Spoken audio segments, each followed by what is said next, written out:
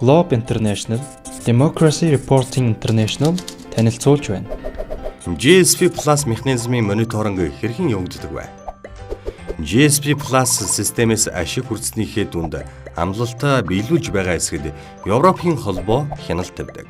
Европын холбоо нь ашиг хүртэгч орны их баригчдтай тасралтгүй хэлэлцүүлэг явуулдаг. Үүнд дүрм журмыг тайлбарлаж, тодруулах, санаа зовоосон тулгымцсан асуудлыг хэлэлцэх, шийдвэрлэх асуудалд ахиц дэвшилтэй гарсан эсгэд хяналт тавь. GSP Plus механизмын оролцогч талуудын үүрэг оролцоо. Үүнд засгийн газар анхдагч үүрэгтэйч нийгмийн бусад талууд мөн үүрэг гүйцэтгэнэ. Улсын их хурал байнгын хороод гүйцэтгэлийн тайлангийн нэгтлэн шинжлэх үүрэгтэй байдаг бол хүний эрхийн байгууллага мониторинг хийх, иргэдийн гомдлыг хянан шийдвэрлэх, хувийн хэвшил, хөдөлмөрийн стандартыг мөрдөх, хүний эрхийн асуудлаараа ахиц дэвшил гаргахад дэмжлэг үзүүлэх үүрэгтэй байдаг. Иргэний нийгэм олон нийтийг соён гээгэрүүлэх, шударга ёсны тогтолцоог бэхжүүлэх, дотоодын болон олон улсын түвшинд ажиллах боломжийг олгодог. GSP Plus механизмын мониторинг иргэний нийгэм онц чухал үүрэгтэй. Хянах, нөлөөлөх, харилцаа тогтоох, мэдээлэх. Иргэний нийгмийн байгууллага нь нэгдсэн үндэсний байгууллага, Европын комисс, олон улсын хөдөлмөрийн байгууллага зэрэгт сүүдэр илтгэл илгээж хөндлөнгийн хяналтын үүрэг гүйцэтгэдэг. Мониторингийг хийхэд хоёр хэрэгсэл ашигладаг гэж хэлж болно. Үүнд нэгдүгээрт онооны карт, хоёрдугаарт яриа хэлэлцүүлэг. Онооны карт гэдэг нь олон улсын хяналтын удирдлагын тодорхойлсон 27 конвенц тус бүртэй холбоотой тулгамдсан асуудал дээр мэдээлэл солилцох явдал юм.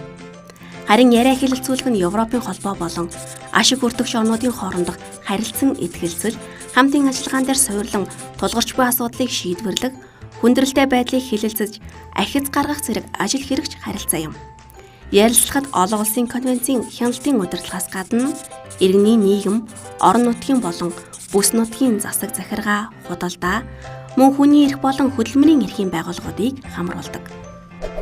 GSP Plus нь 2 жил тасралтгүй үргэлжлэх хяналтын тойрогтой. Тухайлбал 2018-аас 2019 оны мониторингийн тойрог. 2018 оны 1-р сараас мониторингийн шинэ тойрог эхэлсэн гэж ойлгож байна. Онооны карт гэдэг сагс байлаа гэж ойлгоход Европын комисс эхний хөлбөрийг гаргаж Монгол улсын засгийн газарт ирүүлдэг. Монгол улс онооны картын 1-р хөлбөрийг хүлээж аван 2 сарын хугацаанд ажиллаж Европын комисст илгээдэг. Монгол улсын засгийн газраас ирүүлсэн мэдээлэлд дүн шинжилгээ хийж 4-өөс 12 дугаар сард Европын комисс Монгол улсад ирж яриа хэлэлцүүлэх юм. Мэдээлэлээ шинжилэн засварлаа. Мониторингийн 2 дахь жилийн 1-р сард онооны картын 2 дугаар хөлбөр гардаг. 2 дугаар сараас Монгол улсын засгийн газар 2 сарын хугацаанд онооны картээр ажиллаж Европын комисст дахин хүргүүлнэ. Европын комисс 3-аас 12 дугаар сар буюу 9 сарын хугацаанд Монгол улсад ирж яриа хэлэлцүүлэх юм эцсийн тайлан бэлэн болно. Бэлэн болсон тайлан Европын комисс хэлэлцэж GSP Plus-ийн ашиг хүртэгч орон хэвээр үлдээх, эсвэл тэтгэлзүүлэх болон статусаар хасах эсхээ шийдвэрлэдэг юм. Ашиг хүртэгч орн нь хүний эрх, хөдөлмөрлөх эрх, байгаль орчин засаглалын эрхийн 27 конвенцийг зайлшгүй даган биелүүлж байдаг.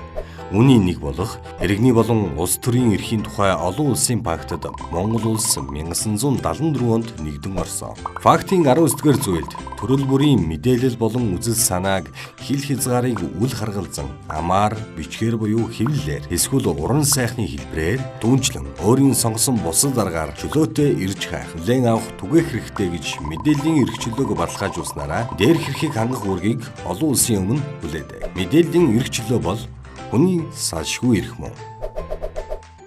Европын холбооны дэмжлэгтэйгээр бүтээв. 2019 он